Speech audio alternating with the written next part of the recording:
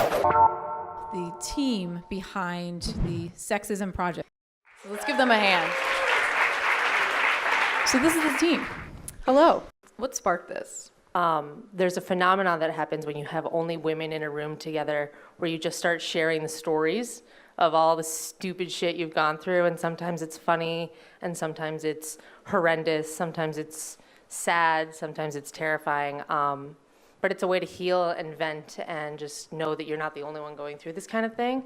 And essentially, until I started my work on the project, my experience with it had been behind closed doors. And so what I wanted to do was bring my story and the stories of others out from behind those doors and present them to people who might not understand the things that women or some women or other genders go through. The dichotomy of New Orleans is, as you say in the promo, it's this liberal, just left-thinking city, but we are entrenched in the South. Yeah, I mean, I experience it all the time. Like when I walk into a venue, they think I'm just gonna sell them merch that night, and then I'm definitely the performer, and I'm like, I'm playing tonight, you know. But that's always the first thing they think. I'm like the merch person. And feminism it's really hard to get this across, but I will say this a million times to you. It's about equality. It's not about like how women are so much better than men. It's nothing like that.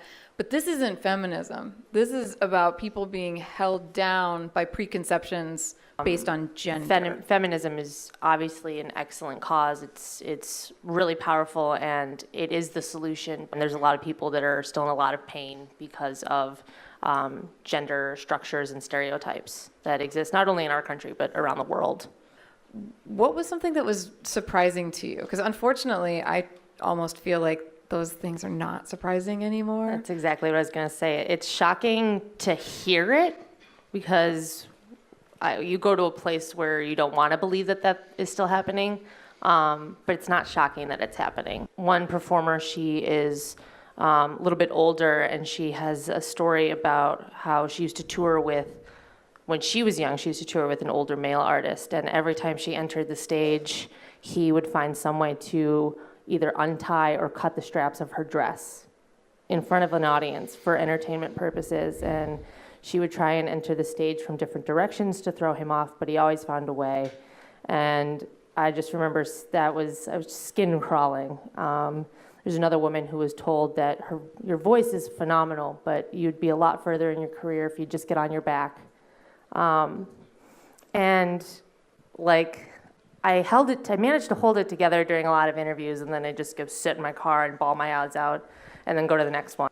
The thing that I didn't anticipate was like people our mother's age at the event coming up to us and being like, you know, I've never felt like it was okay to talk about this. Children of the 80s, we were this bridge of like say nothing, but then we got into the 90s of say everything, right? And so I think it's easy to forget that just one generation away is harboring all of these stories that are just the same as we are experiencing.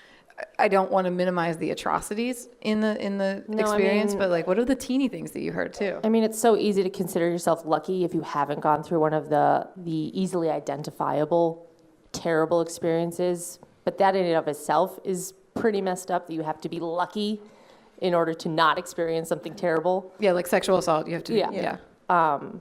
But I mean, there's just a lot of mundane stuff. There's a lot of things that don't sound sexist, like you look really nice with your hair down, or You should wear that top more often. Like, just things like that, like little things. I mean, it happens like all the time.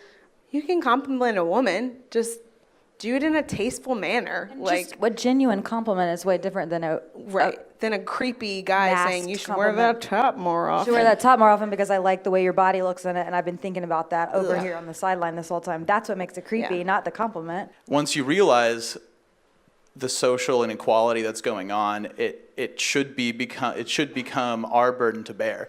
Like that, the social discomfort that you guys were just talking about, that like lifelong struggle with not feeling right or not feeling equal or not like you belong. Like, dudes, that's ours now.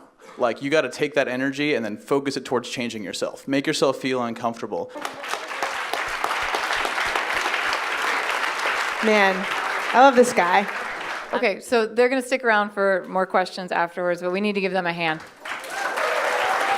Thank y'all so much.